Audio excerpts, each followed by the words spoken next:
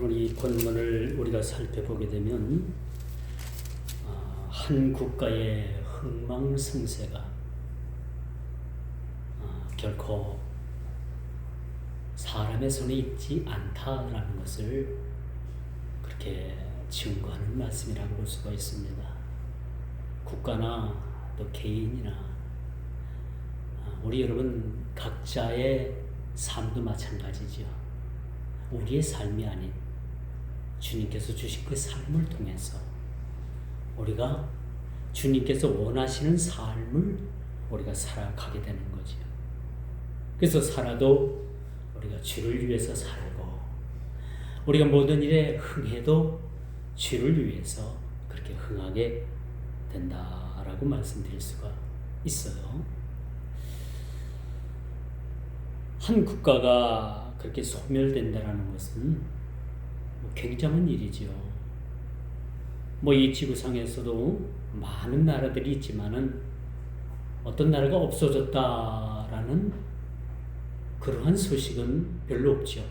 아무리 작은 나라라고 하더라도 그 국가를 경영하는 그런 국가의 수반이 있고 또 그 수반 아래에는 아주 귀중한 백성들이 있게 되는 겁니다.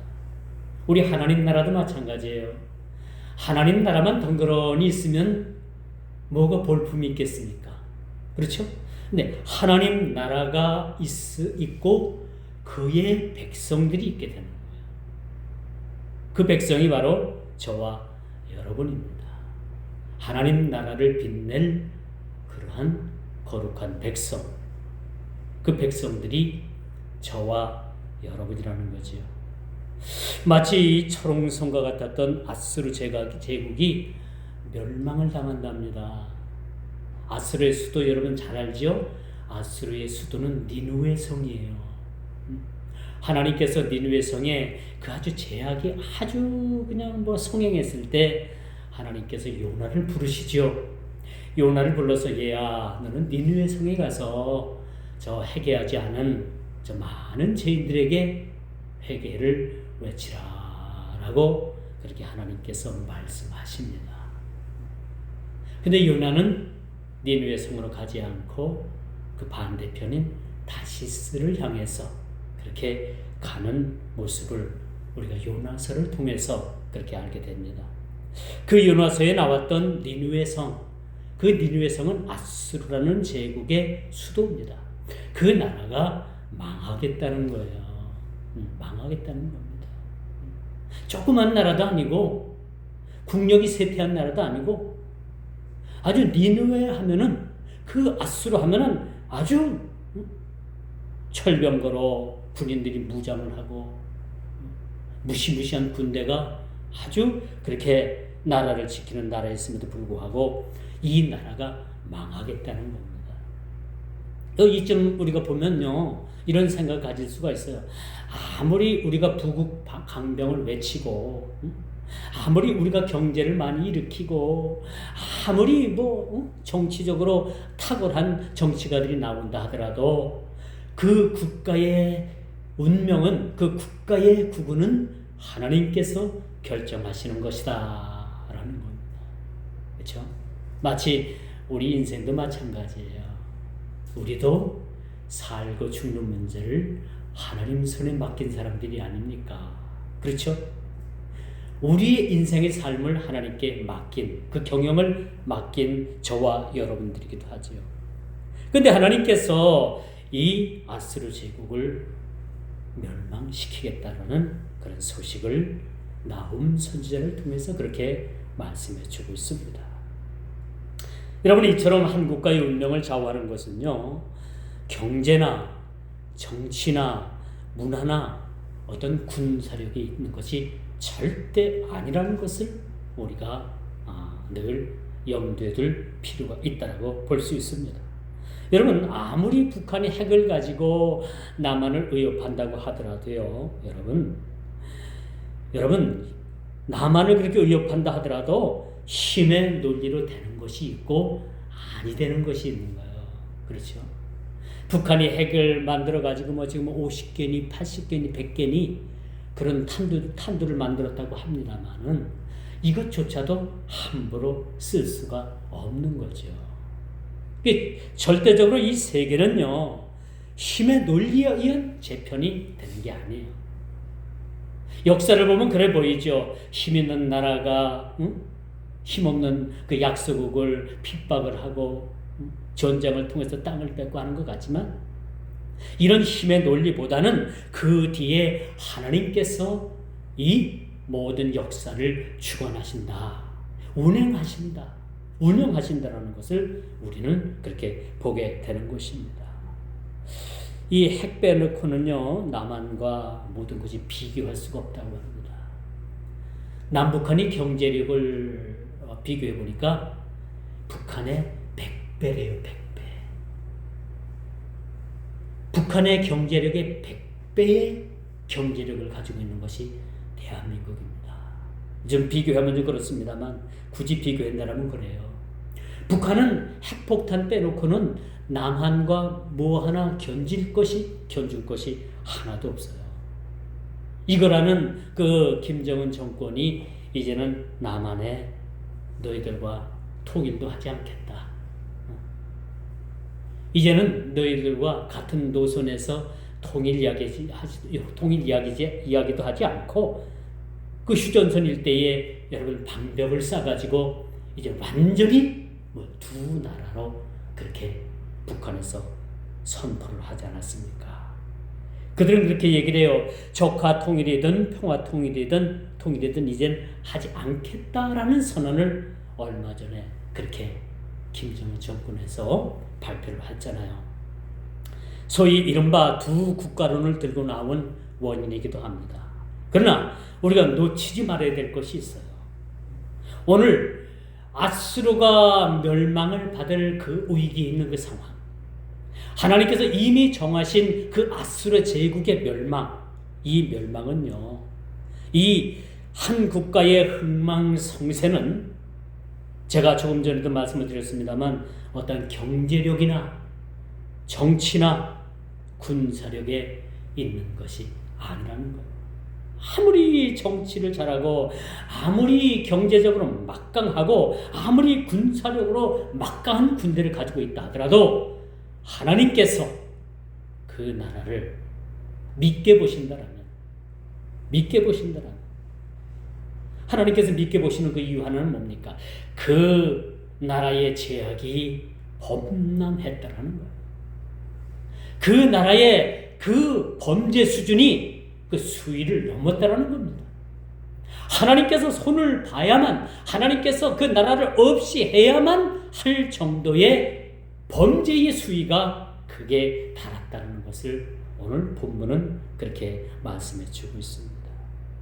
그러므로 여러분, 우리가 익혀야 할 것은 모든 세계 역사가 한 국가나 세계 경제나 이 글로벌 세계나 우리 한 개인이나 한 사회나 모든 것을 여러분, 모든 운영이 하나님 손에 달려 있다는 것을 우리가 믿는 거예요. 우리 칼빈주의의 그 모토가 뭡니까? 하나님의 주권을 인정하는 거예요. 하나님의 주권을 인정하는 것이 우리 칼빈주의입니다. 그렇다면 오늘 아수르에 대한 하나님의 심판이 뭘까요? 한때는 이 아수르 제국이, 이 니느웨 성이 요나를 통해서 아주 하나님께서 그 니느웨 성을 은혜로 이끄셨어요. 한동안은 그랬습니다. 비록 적국이고 비록 이방 나라지만은 하나님께서 요나가 그 니느웨 성에 가서 회개를 선포했고, 또 왕으로부터 노비의 짐승에 이르기까지 모두가 다 회개의 자리에 나오게 된 거예요. 그러니까 철저하게 자신들의 잘못을 돌이켰습니다. 그러자 하나님께서는 그 니느웨 성을 멸망하기로 한 그 멸망의 계획을 멈추시고 그 나라에 큰 하나님의 은혜를 베푸셨어요. 이 아수르 제국의 니느웨 성도 한때는 하나님께서 은혜로 이끄셨다는 사실을 우리는 여러분 간과해서는 안 됩니다. 그런데 오늘 본문에 보니까 이 아수르도 그 나라의 운명을 다 한 듯 보여지는 거예요. 1절부터 13절의 내용이 바로 그런 내용입니다. 여러분, 끊임없이 이스라엘을 괴롭혔던 아수르가 멸망을 당한다. 그렇게 강성한 나라가, 모든 주변국의 나라들이 그렇게 벌벌 떨던 그런 강대국이 하루아침에 망한다는 거예요. 예를 들어서 그래요. 예를 들어서 갑자기 미국이 망한다라는 소식을 들었을 때 여러분 어때요? 미국이 망해? 우리가 생각하기엔 절대 미국이 망할 수 없을 것 같이 생각이 들잖아요. 그런데 하나님께서 예를 들자면 그런 거예요. 아수르 제국이라는 이 제국이 당대에 미국이라는 나라와 같은, 오늘날 미국이라는 나라와 같은 나라와 그런 아주 버금가는 견줄만한 그런 나라였던 거예요. 그런데 하나님께서 그 아수르 제국이 멸망하겠다라는 사실을 이 나훔 선지자를 통해서 그렇게 발표하게 되는 거죠. 여러분, 이 당시에는 이것을 상상도 할 수 없는 거예요. 믿기지 못하는 일입니다. 세계 경제를 자처하던 미국도 요즘 보면 예전 같지는 않다라는 생각이 여러분 들지 않습니까? 이처럼 여러분이 현존하는 세계 정세 속에서 또 다른 세계 재편의 그런 질서가 지금 재편되고 있다라고도 말씀드릴 수가 있는 거예요. 이스라엘의 여러분 전자정보전이 여러분 며칠 전에 여러분 그런 사건을 통해서 여러분 세계가 깜짝 놀라지 않았습니까? 3,000명이나 되는 그 헤즈볼라 대원들에게 그 중간급들 간부래요. 군대로 말하면 우리 인체로 말하면 허리 정도 되는, 그렇죠? 아주 중요한 그런 직책이 있는 사람들에게 우리가 소위 말하는 삐삐, 옛날에 여러분들 삐삐 차보셨을 거예요.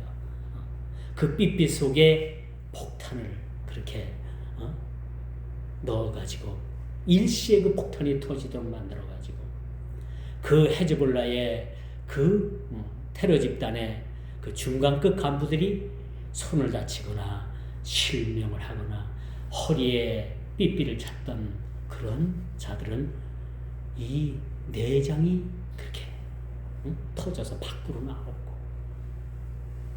또 이 앞가슴에다가 삐삐를 넣었던 사람에게는 뭐야? 그냥 치명상을 입는 그러한 일들이 있었다고 합니다. 이건 이스라엘에서 테러를 했다라고 그렇게 평가를 내리더라고요. 이처럼 세계 모든 일들을 놀라게 한 이번 무선 호출기, 또 그 다음에는 무전기가 그렇게 터져버려서 많은 헤즈볼라 대원들이 싸움도 해보지도 못하고 3,000명 내지 5,000명을 그렇게 전쟁 불능 상태로 만들어버렸다라는 이야기입니다. 여러분 참 간담이 서늘하다라는 느낌을 받지 않습니까? 어찌 그 이스라엘 사람들은 그런 생각을 다 했을까? 우리는 죽었다 깨나도 그런 생각을 못했을 것 같아. 이걸 보면 이스라엘 백성들이 대단한 것만큼은 사실입니다. 이뿐입니까? 적수장을 제거하는 첩보전은 여러분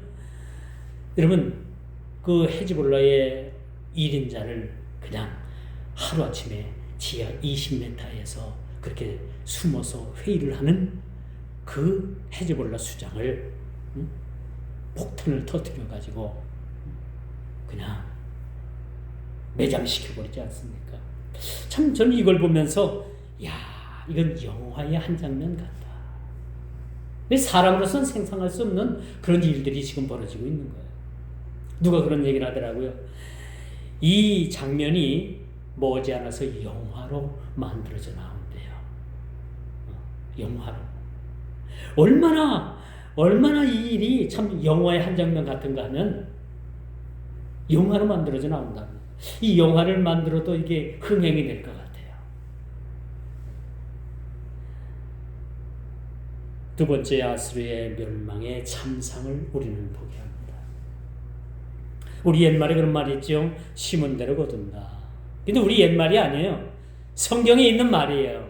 성경에는 너희가 심은 대로 거두리라. 그렇죠? 심은 대로 거두리라.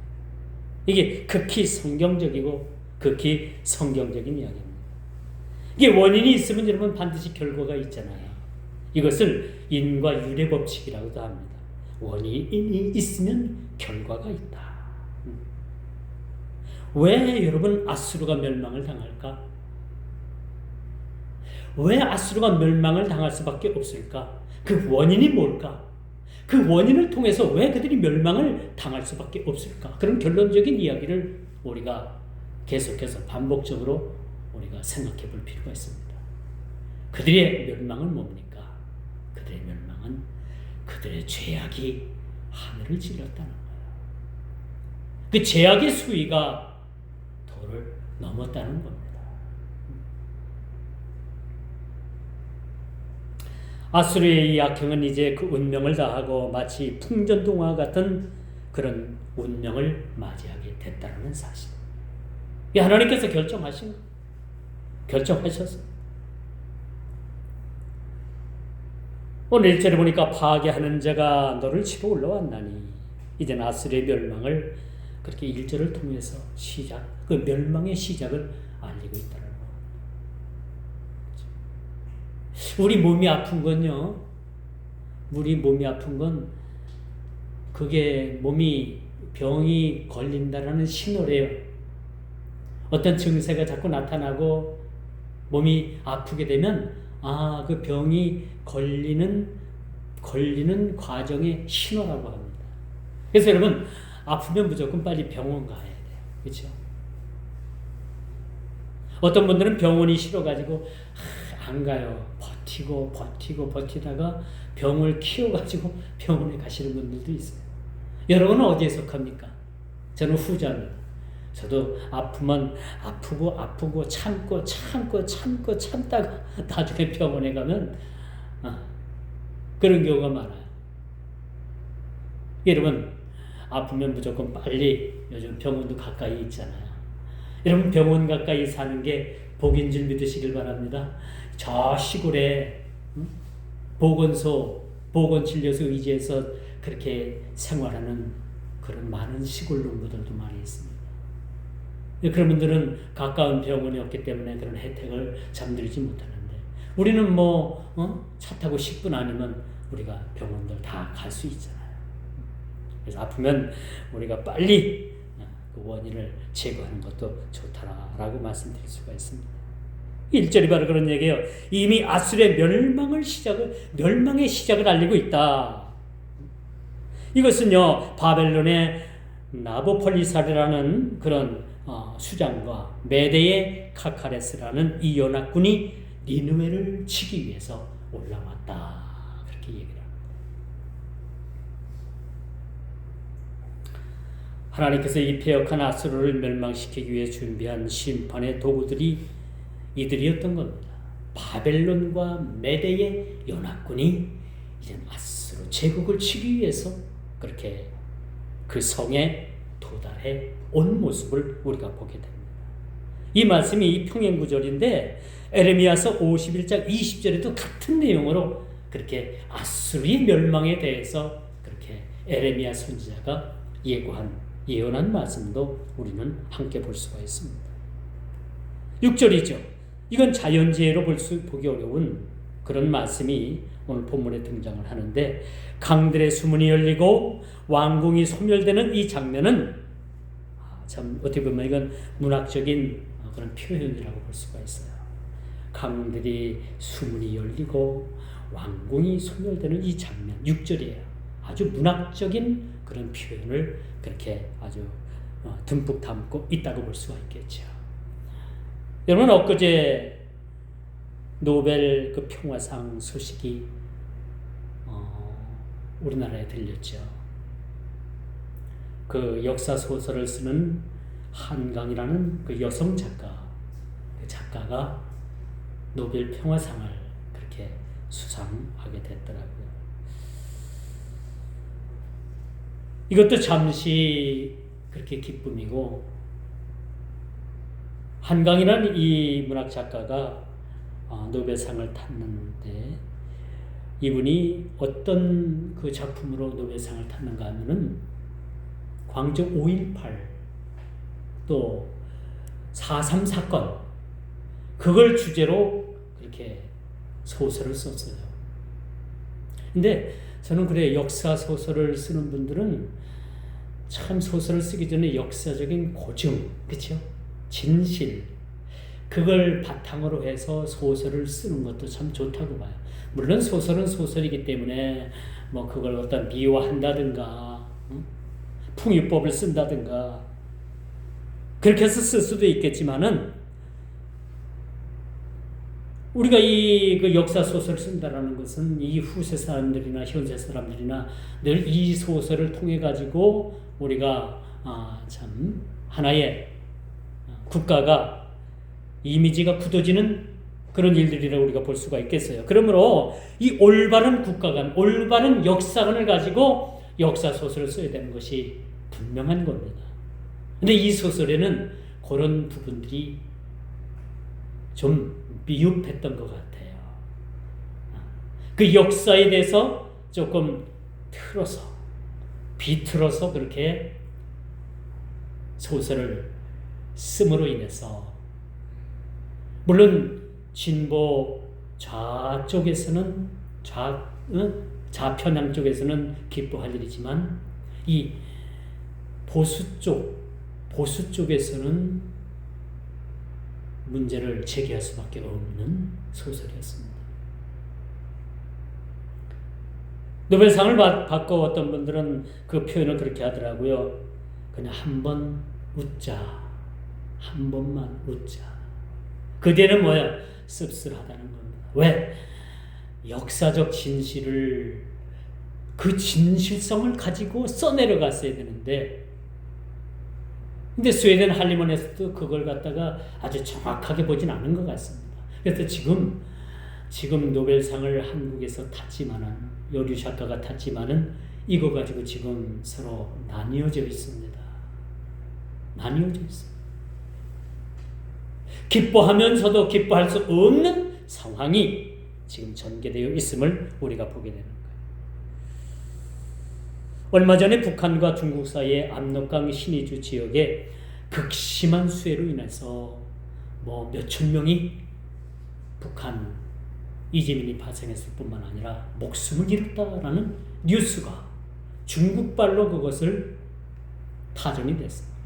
근데 우리는 이 중국에서 보내주는 그 소식을 그냥 받아서 다시 우리가 전했을 뿐인데 이것 때문에 북한이 난리가 난 거 아닙니까? 그렇죠? 진실이 어쨌든 간에 얼마가 죽었든 간에 이것을 남한이 보도를 하니까 북한에서 난리가 나고 중국에서 그걸 보도하니까 잠잠했던 거예요. 참 이런 아이러니한 사실도 우리가 보게 됩니다. 그런데 오늘 본문 6절을 보게 되면요. 그런 생각을 우리가 아니 가질 수가 없죠. 이 극심한 이 수해, 이것은 단순한 자연재해로 볼 수가 없다는 겁니다. 6절 말씀이죠. 6절 말씀. 강들의 수문이 열리고 왕궁이 소멸되는 그러한 이 사건. 여러분 어떻게 생각을 합니까? 니느웨 성을 치기 위해서 이제 연합군들이 그렇게 도착을 하고 큰 싸움이 벌어지는데 하필이면 왜 강들의 수문이 열리고 왕궁이 소멸되는 그런 사건이 동시에 일어나느냐는 말이에요. 이걸 자연재해로 우리가 볼 수 있겠습니까? 절대 아니죠. 자연재해가 아니라 이것을 인재로 우리가 생각해 볼 수도 없지만 강들이 수문이 열렸다는 것은 또 왕궁이 소멸됐다는 이 장면은 자연재해가 아니라 하나님의 심판의 전주곡이라는 사실을 우리는 깨달아야 되는 거예요. 하나님께서 멸망시키기로 한 그 아수르 제국이 이제는 바벨론이나 메대의 연합군에 의해서 멸망되는 것이 아니라 우리 눈으로 보이게 하는 이것이 자연재해 같고 자연재해 같지만은 강둑이 터지고 왕궁이 그렇게 물이 범람을 하고 이런 이 사실이 자연재해가 아니라 하나님께서 심판하시는 그 심판의 전주국이라는 사실을 우리는 깨달아 알아야 되는 겁니다. 아이러니하게도요, 이 아수르의 수도인 니느웨 성은 철옹성이라는 난공불락이라는 그런 이름을 가지고 있었어요. 마치 여리고성이 그 단단한 여리고성, 제가 여리고성을 한번 가봤잖아요. 지금 흔적만 남고 돌무더기 이렇게 꺼내가지고 다시 이 집을 뭐 정리한다고 하는데, 여리고성이 무너진 게 뭡니까?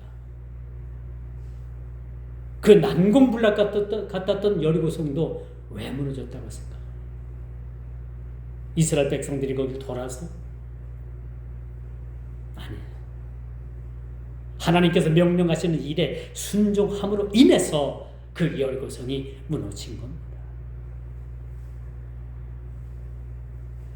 그런데 이러한 난공불락의 성은 홍수로 인해서 무너지고, 그렇죠? 물이 범람을 한 거예요. 그 사이에 바벨론 군대에 의해서 그 성이 함락이 됐습니다. 이 성경학자들이 이 니느웨 성을요, 그 규모를 그렇게 대략으로 그렇게 추측을 해봤는데, 이 니느웨 성에 50만 정도의 인구가 살았다고요.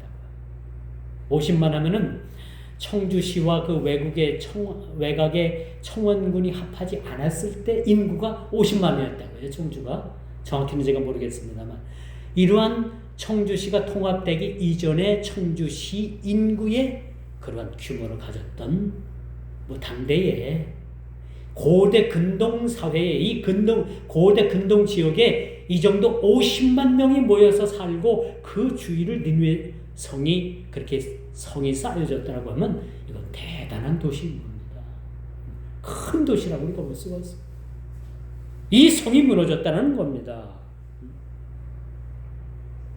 이제 마지막으로 아수르의 운명이 어떻게 됐느냐. 유구무구한 역사를 자랑하던 니느웨 성은 뭐예요? 온데간데 없이 그냥 예터가 돼버리고 말았다는 사실입니다. 그들은 막강한 힘을 믿었어요.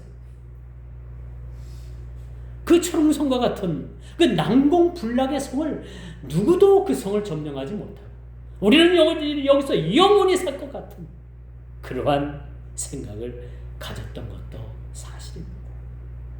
그런데 그들은 망한다라는 생각을 갖지 않았던 거예요.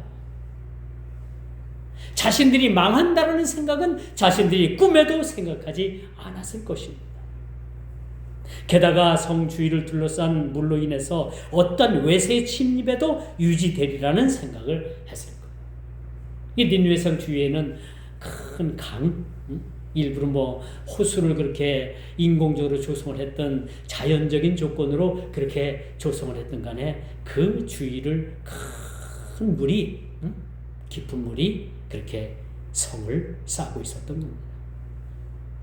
제가 전에 일본 오사카를 갈 기회가 있었어요. 그 오사카 성을 가보니까 오사카 성 들어가는 그 입구에 성벽하고 인도 사이에 아주 넓은 그런 큰 호수 같은 것이 그렇게 성을 그렇게 둘러싸고 있더라고요. 보기에 매우 좋았어요. 사람들이 그곳이 포토존이라고 해가지고 거기서 사진들을 많이 찍고 있는데 그 가이드가 그런 설명을 해주더라고요. 왜 그 성 외곽 사이에 큰 물을 그렇게 많이 담아놨는가? 그렇게 가이드가 설명을 해주는데, 적군이 만약 전쟁이 났을 때 그 적군이 그 성에 도달하기 위해서는 걸어서 성벽을 오르는 것이 아니라 그 성벽을 접근하기 위해서는 배를 타고 접근해야 되는 거예요. 그만큼 성을 접근하기가 쉽지 않다는 겁니다. 그렇게 해서 오사카 성을 그렇게 조성해 놓은 것을 저는 똑똑히 그렇게 두 눈으로 봤습니다. 그리고 가이드가 그렇게 설명해 주는 것을 설명을 듣고 그럴 수도 있겠구나. 그런 목적도 있겠구나. 마치 니느웨 성이 오늘 그렇게 큰 물로 인해서 멸망을 받고 그렇게 둑이 무너졌을 때 바벨론 연합군이 무혈입성이라고도 할까요? 일시에 그 성에 입성하는 일들이 벌어지게 된 겁니다. 아수르 백성들은요, 니느웨 성 백성들은 깜짝 놀란 거예요. 우리 성이 망한다, 멸망한다, 넘어진다라는 생각은 도무지 생각할 수 없었던 일이었던 것이지. 또한 못에 모인 물은 식수원의 역할을 했던 거예요. 전쟁을 통해서 이렇게 접근하기 어려운 하나의 수단으로 그것을 호수를 조성했다고 하더라도 그 호수를 통해서 물을 갖다가 직접적으로 식수나 그런 생활수로 사용을 했던 겁니다.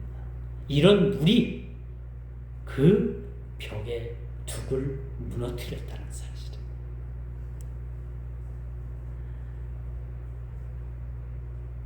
니느웨 인구를 상징하는 것으로 거의 50만이라고 제가 말씀을 드렸죠.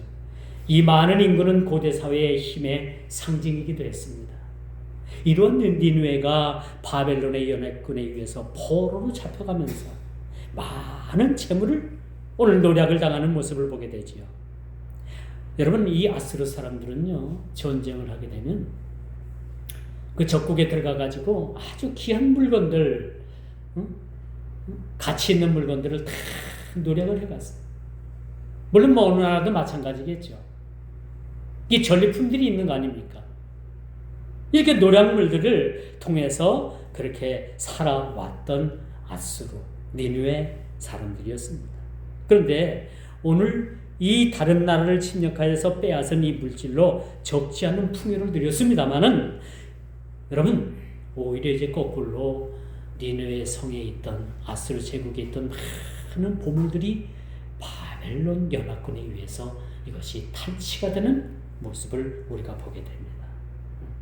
빼앗았던 것을 가지고서 아주 풍요를 누리면서 살았는데 이제는 그들이 빼앗아 왔던 모든 것들을 다시 빼앗기는 그런 처지에 놓이게 된 것이죠. 프랑스에 가면 여러분 루브르 박물관이 있어요. 거기 지하 창고에 보면, 저장고에 보면요, 아직도 그 미전시한 작품들이, 그 보물들이 많이 있답니다. 루브르 박물관 위에 나온 것이 한 40%고요. 나머지 60%는 아직도 지하 저장고에 그렇게 보관되어 있다고 해요. 개중에는 전 세계를 대상으로 전시한 것 중에나 또 전시하지 않은 그 미작품 중에도 왜 프랑스가 이런 많은 유물들을 가지고 있을까? 루브르 박물관이면 여러분 아주 세계적으로 굉장히 유명한 박물관 아닙니까? 거기는 모나리자상 원품이 있어요. 대다수의 유명한 화가가 그린 원작들이 거기에 그렇게 전시되어 있습니다. 그런데 여러분 놀라지 마십시오. 이 프랑스가 이 취득한 이 유물들이 많은 부분에 있어서 도적질한 거랍니다. 정당한 방법으로 모아들인 것이 아니라 불법으로 모아들인 작품들이 많이 있대요. 그래서 그들이 공개하지 못하는, 보관 창고에 보관하는 거의 60%가 되는 그 작품이 공개가 되지 않는다라는 이야기도 있습니다. 이제 아수르의 멸망은 돌이킬 수 없는 상황에 놓여 있습니다. 성이 터져버렸죠. 그 견고한 성이 터져서 그 성이 한마디로 물바다가 됐습니다. 그리고 그들이 빼앗아 왔던 각종 많은 것들을 이젠 다시 빼앗기는 처지에 놓여 있습니다. 이 본문 나움 선지자는요, 이렇게 아수르의 멸망을 기정사실화하고 있다. 기정사실화. 오늘 23장, 오늘 이 2장의 결론은 바로 그겁니다. 이 일은 이미 이루어진 일이며, 결론이 났죠? 이미 결정된 일이다라는 것을 그렇게 보여주고 있는 거예요. 더 이상 되돌릴 수가 없어요. 그런 상황에 놓여 있는 거예요. 오늘 13절이 아주 그 내용에 있어서 결론을 지어주고 있어요. 제가 한번 13절을 읽어볼게요. 만군의 여호와의 말씀에 내가 내 대적이 되어 내 병거들을 불살라 연기가 되게 하고 내 젊은 사자들을 칼로 멸할 것이며 내가 또 내 노력한 것을 땅에서 끊으리니 내 파견자의 목소리가 다시는 들리지 아니하리라 하셨느니라. 이미 결정된 일이고 이미 이루어진 일이라는 것을 되돌릴 수 없다라는 것을 말해줘요. 여기서 우리가 한 가지 말 것이 있어요. 항상 우리 그리스도인들에게는 때가 있습니다. 그렇죠? 때. 그 때를 놓쳐서는 안 되는 거야. 우리는 그 때를 위해서 살아가는 사람들이 아닙니까? 여러분, 신약 성경에는 아주 좋은 예를 우리들에게 그렇게 교훈을 주고 있죠. 열 처녀의 비유입니다. 거기서 5 처녀는 기름을 준비했고 또한 5 처녀는 기름을 더 충분히 준비했습니다. 준비한 건 똑같아요. 준비했어요. 그런데 어떤 5 처녀는 그냥 기름을 준비를 했고 어떤 5 처녀는 충분한 기름을 준비했다는 거예요. 무슨 차이입니까? 충분히 기름을 준비한 자만이 그 주인 오실 때 그 주인을 마주할 수 있다는 교훈을 우리가 받게 됩니다. 10 처녀가 다 준비했어요, 여러분. 5 처녀가 게을러서 준비 안 한 게 아니에요. 준비는 했지만은 어떻게 준비하느냐. 우리가 세상을 살아갈 때 항상 때가 세상 사람들은 3번의 기회가 있다고 얘기하잖아요. 우리는 그건 성경이 없기 때문에 그런 얘기는 못하고 항상 우리에게 주어진 때가 있다. 그 때를 향해서 우리가 살아가게 됩니다. 오늘 13절이 아주 그런 내용에 대해서 아주 정확하게 진술해 주고 있죠. 그리고 이 사실에 대해서 하나님께서 개입하셨다는 것. 이 아수르의 멸망에 대해서 그 연합군에 의해서 그렇게 멸망했다라는 세상적 시각이 아니라 하나님께서 아수르 제국의 멸망을 개입하신 거예요. 하나님께서 그 나라를 멸망시키도록 하나님께서 개입하신 거예요. 여러분, 중동에서 이스라엘이 절대 질 수가 없고 그 큰 아랍 나라와 여러분 전쟁을 해서 안 지는 이유가 뭐라고 생각합니까? 그들의 독특한 민족성도 있지만 미국에서 가만히 안 있어요. 미국에서 이스라엘이 멸망하도록 놔두면요, 미국에선 중동 땅에 어디 발 하나 디뎌놓을 한 평 땅도 없습니다. 그렇기 때문에 이스라엘을 죽기 살기로 같은 공동 운명체로 그렇게 이스라엘을 미사일이 날라오면 미사일도 중간에서 막아주고 그 이스라엘을 그렇게 보호하는 거예요. 왜 아수르가 멸망을 합니까? 이미 하나님께서 그들을 지키시기로 한 그런 일들에서 떠났다는 겁니다. 하나님은.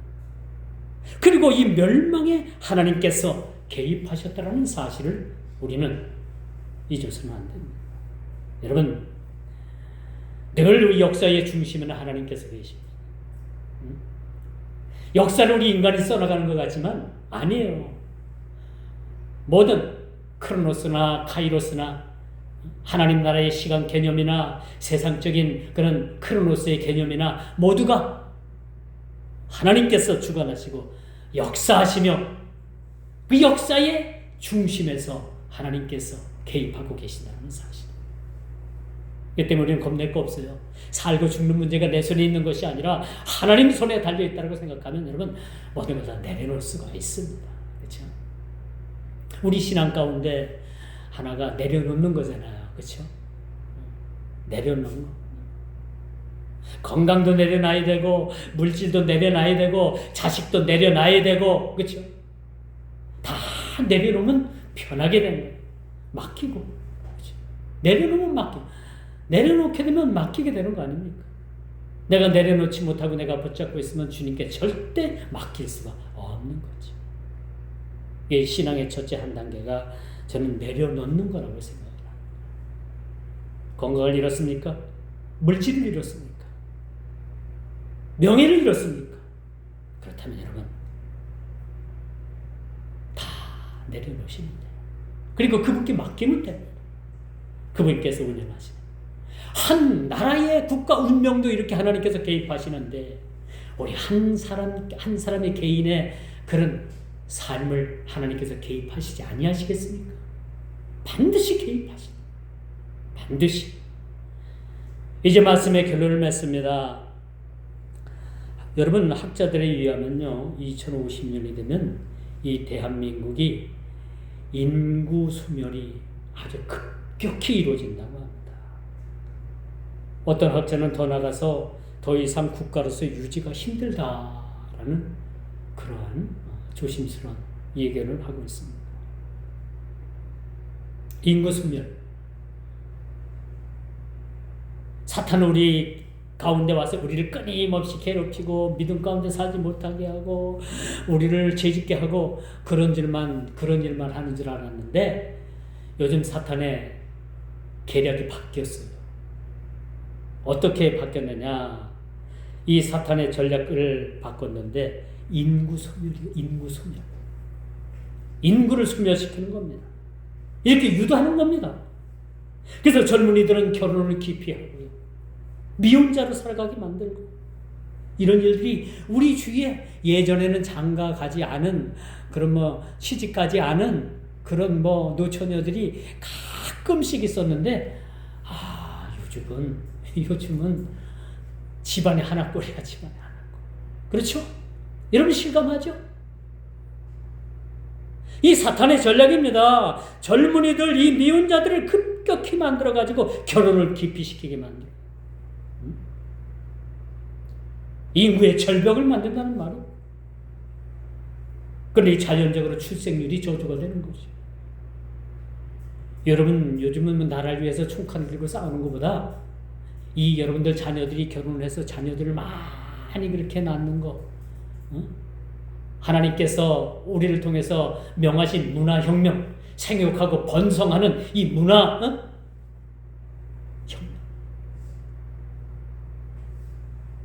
이걸 여러분 이루는 게 애국하는 길이라고 말씀드릴 수가 있습니다.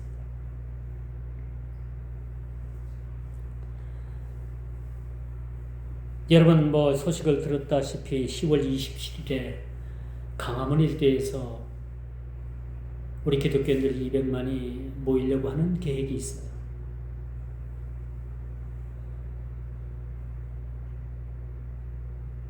그날 주일 예배를 거기 와서 드려라. 그렇게 문자 메시지까지 왔는데 이거에 대해서도 의견들이 분분합니다만 가까운 데 있는 분들이 가면 좋겠죠. 여기 멀리서 있는 분들이야 물론 예배는 거기서 드리든 어디서 드리든 그거 가지고 논쟁할 필요는 없는데 가서 함께 힘을 합하는 것도 좋다고 생각을 합니다. 또 부득이 그렇게 못할 바에야 또 가서 그렇게 참 기도하고 집회하는 그들을 위해서 나머지 있는 사람들도 그날만큼은 참으로 나라와 민족을 위해서 우리가 참 큰 마음을 가지고 기도할 수 있는 자리에서 기도할 수 있는 자리가 되어야 된다고 생각을 합니다. 왜 10월 27일 날 모이느냐? 이 동성애 법 때문에 그렇게 되는 거예요. 동성애 법. 이미 대법원에서는 같은 남성이면 남성이 가정을 이루어서 그 한 사람이 의료보험 혜택을 그렇게 받게 되면은 그 피부양자로 인정을 해서 같이 의료보험 혜택을 받는 그러한 판례가 대법원에서 그것이 이렇게 결정이 됐습니다. 더 염려스러운 것은 제가 목회했던 영동의 청주지방법원 영동지청 지난 4월인가 5월인가요? 남자 5명, 여성 1명이 성전환 수술도 하지 않고 우리를 여성으로 인정해 주시오. 그렇게 청을 했는데 영동지방법원에서 옳다 인정을 해줬어요. 대다수는 이웃 나라나 뭐 다른 나라에서는 성전환 수술을 했어야만이 그 성을 그렇게 바꾸는 것을 인정을 해줬는데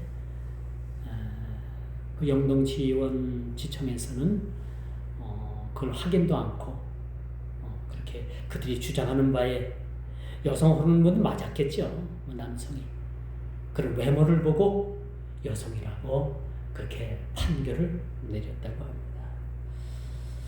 저는 이것은 총체적 위기라고 봅니다. 오늘 니느웨가 망하고 이 아수르 제국이 망한 이 사실에 대해서 한 가지 기인하는 사실들이 지금 이 사회에도 이것이 드러나고 있다라는 것을 말씀드릴 수가 있습니다.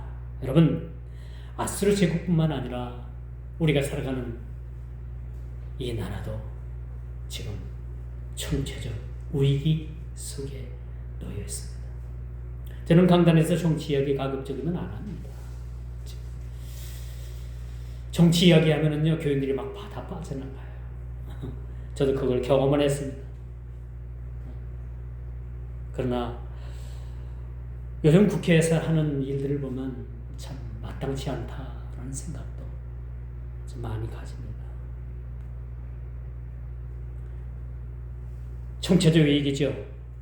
여러분, 요 며칠 전엔 삼성, 대한민국의 거의 한 30%의 경제력을 지탱하는 삼성이 반성문을 썼잖아요. 반성. 경제 잘못했다고. 반성문을 썼습니다. 이뿐입니까? 교회도 마찬가지예요. 지금 극심한 내용을 우리가 알고 있습니다. 이단 사이비들이, 여러분, 이단들은 왜 이렇게 부흥을 합니까? 그 원인이 어디 있어요? 지금 신천지 2만이는 뭐요? 거의 30만 가까이 육박을 합니다. 30만. 이단들은 이렇게 발음을 하고 부흥을 하는데 우리 한국 기독교들은 점점점 교회의 분란, 여러 가지 또 신학적 교리적인 문제, 또 교권의 문제, 우리 지도자들의 타락, 이런 문제로 인해서 한국교회가 아주 내용을 앓고 있어요. 극심한 지금 내용을 앓고 있는 것이 어제 오늘 일이 아닙니다. 이게 한 국가가 멸망의 길로 가는 하나의 단초가 된다면 우리는 무릎을 꿇고 통회해야 되는 것입니다. 그러므로 이 나라가 총체적 위기 속에 놓였다고 합니다. 경제, 정치, 종교, 뭐 어디 하나 희망이 보이지 않는다는 사실을 우리는 직시해야 합니다. 오늘날의 또 다른 영적인 이 전쟁에 국가가 무너지는 그 하나의 원인을 우리는 깊이 살펴보고 이런 일들을 우리가 막아내고 없이 하는 것이 우리 그리스도인들의 사명이라는 사실들을 여러분 꼭 인식하는 저와 여러분 모두가 다 되기를 주님의 이름으로 축원하면서 말씀을 맺도록 하겠습니다. 기도합니다.